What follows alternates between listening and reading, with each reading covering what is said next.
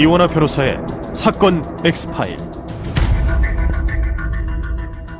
온라인 과외부로 만난 20대 여성을 잔혹하게 살해한 혐의로 구속 기소됐던 정유정이 이 범행 사흘 전 중고거래 앱을 이용해서 이 살인을 시도했던 사실이 경찰 수사에서 추가로 드러났습니다. 온라인 중고거래 사이트에서 7년 동안 5천 명 넘는 사람들에게 50억 원 가까운 사기 행각을 벌여온 일당이 붙잡혔습니다. 명품 시계, 이 롤렉스 시계를 중고거래하러 온 20대 남성이 상태 좀 보겠다고 하더니 그대로 들고 도망쳤습니다. 흉악범죄가 증가하면서 중고거래도 이 비대면 거래가 늘고 있습니다. 중고거래 앱을 통해 물품 거래해보신 경험 아마 많은 분들이 갖고 계실 겁니다.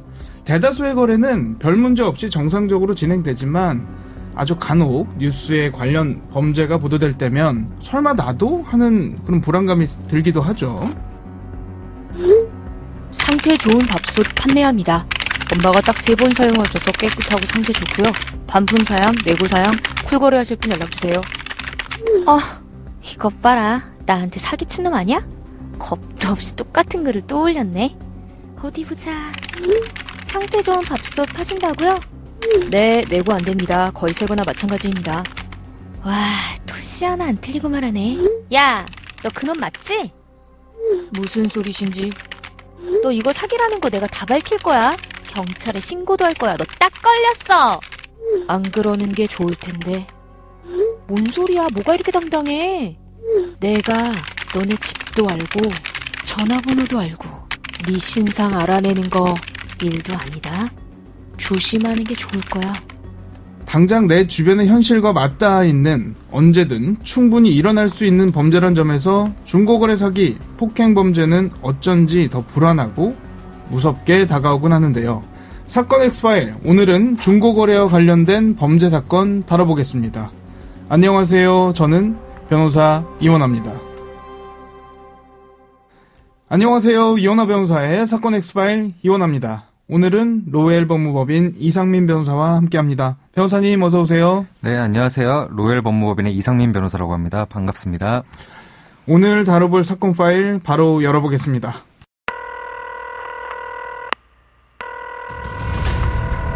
사건은 보이는 것보다 가까이 있다.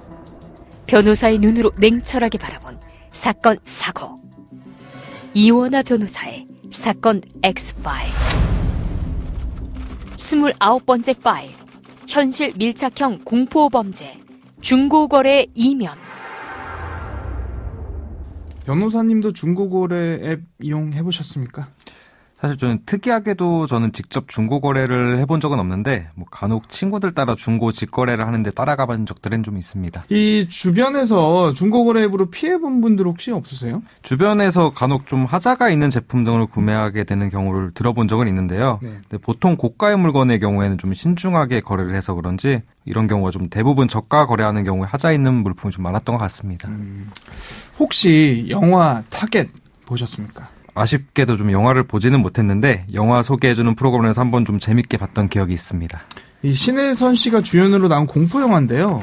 영화 속에서 신혜선 씨가 중고거래 앱으로 세탁기를 구매하려다가 사기를 당해요. 근데 보통 사기를 당하면 그냥 억울해하고 말잖아요. 근데 이 사람은 이걸 이제 사기꾼 잡겠다고 나서는 거죠. 이 사기꾼을 심지어는 결국 찾아냈어요. 근데 이 사기꾼이면서 살인범이기도 했다는 게 문제인 거고, 결국에는 경찰에 자신을 신고한 신혜선 씨를 온갖 방법으로 괴롭히고 살인을 저지르려고 찾아오고 그런 내용의 영화인데, 놀라운 거는 이 영화가 실제 사건을 모티브로 하고 있다는 점이거든요. 그 사건 한번 소개해 주시죠. 네, 실제 사건은 2014년부터 시작됐는데요. 범인들은 전문적인 사기 조직을 구성해서 약 7년 동안 가짜 판매글을 올린 뒤 구입자가 나타나면 가짜 택배 영수증과 포털 사이트에 등록된 가짜 사업자 등록증을 구입자에게 보내는 방법으로 구입자들을 안심시킨 뒤 금원을 입금받는 방식으로 약 50억 원에 달하는 금원을 편취하였고, 이후 사기 사실을 알게 된 피해자들이 경찰에 신고하거나 항의를 하면 중고거래를 통해 알게 된 피해자들의 인적사항 등을 악용해서 피해자에게 거액의 음식을 배달시키거나 신상 정보를 알고 있다는 점을 빌미로 협박까지 했다고 합니다. 와, 이 7년 동안 이 50억, 굉장히 사이즈가 큰 사건 같은데 범인은 잡혔나요? 네, 2020년 기준으로 총 30명이 검거되었고 이 중 14명이 구속되었다고 합니다. 중고거래 범죄가 다른 강력 범죄들보다 어찌 보면 좀 가벼워 보일 수도 있는데 당장 내 피부에 와닿는 현실적으로 일어날 법한 범죄들이기 때문에 듣는 사람들 입장에서는 훨씬 더 공포스러울 수 있거든요. 나한테도 일어날 수 있다 이런 거니까 공감이 가실 수 있다고 생각을 해요. 네, 사실 중고거래 상당수가 저가의 물품을 거래하는 것이다 보니 가볍게 생각하는 경우가 많으셔서 하자가 있더라도 그냥 넘어가는 경우도 많으시고 또 대면에서 거래하는 것에 거부감도 없어 직거래를 많이 하시는데 앞서 말씀드린 사기 범행도 그렇고 실제 중고거래를 통해 살인을 시도하는 사건들도 있었던 것으로 봤을 때 이런 문제를 좀 가볍게 생각할 문제는 아닌 것 같습니다. 아무튼 중고거래들을 보면 케이스도 굉장히 다양합니다. 그래서 오늘은 저희가 특히 조심해야 할 3가지 케이스를 꼽아서 다뤄볼까 하는데 첫 번째로 다뤄볼 케이스 어떤 거 준비하셨습니까? 네, 이 사건의 경우 피해자가 중고거래 앱을 통해 시가 1,200만 원 상당의 시계를 판매한다는 것을 알게 되자 피해자에게 시계를 구매하겠다고 속인 뒤 피해자를 직접 만났고 이후 피해자가 탁자 위에 시계를 놓은 상태에서 잠시 자리를 비우자 시계를 가지고 도주한 사건입니다. 그 정도 고가의 물건을 두고 자리를 비운 것도 참 대단하다 싶은데 그래서 바로 쫓아갔죠?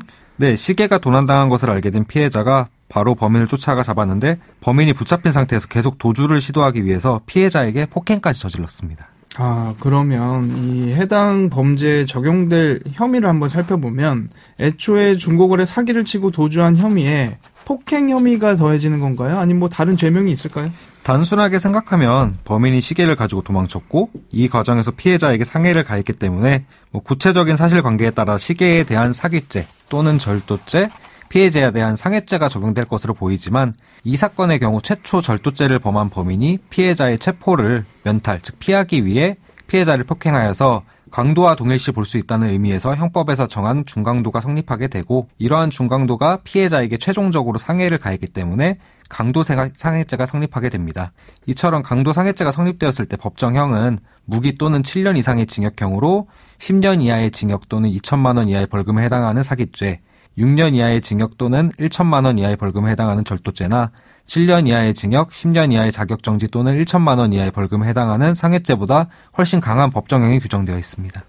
결국에는 폭행을 해서 물건을 뺏어갔기 때문에 강도상해죄가 될 수 있는 거고 강도상해죄 법정형이 굉장히 무겁다 이런 말씀이신 것 같은데 공범이 있다고 들었어요. 결과는 어떻게 됐죠?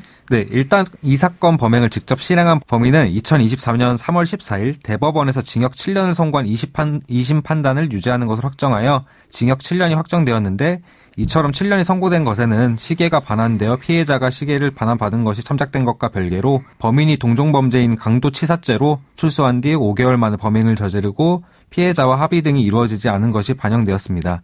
추가로 말씀하신 공범의 경우에는 텔레그램을 통해 이 사건 범행을 지시하였는데요. 현재 범인은 검거되어 1심 재판을 받고 있는 것으로 확인되고 있습니다. 이 형량이라는 게 무자르듯이 단박에 결정나는 부분은 아닙니다만 청취자분들 중에서 조금 놀란 분들도 있을 것 같아요. 저희가 지난 방송에서 딸을 때려서 식물인간 상태로 만든 한 남성에 대한 이야기 나눠봤던 적이 있는데 그때 어머니께서 하셨던 얘기가 사기꾼도 징역 5년 받는데 사람 거의 죽게 만든 가해자가 징역 5형이 구형됐다. 이 부분 억울하다는 거였거든요.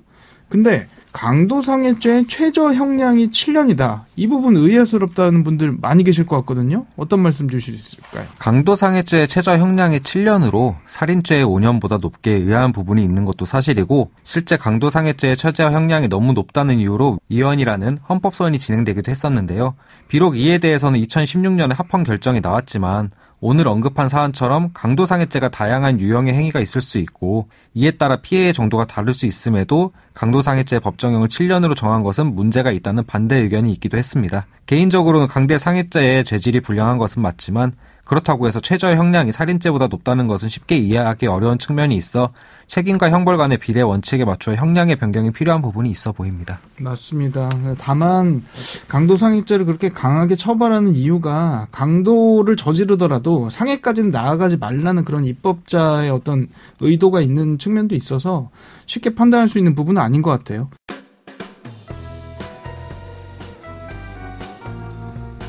변호사의 눈으로 범죄의 재구성. 이원하 변호사의 사건 X파일.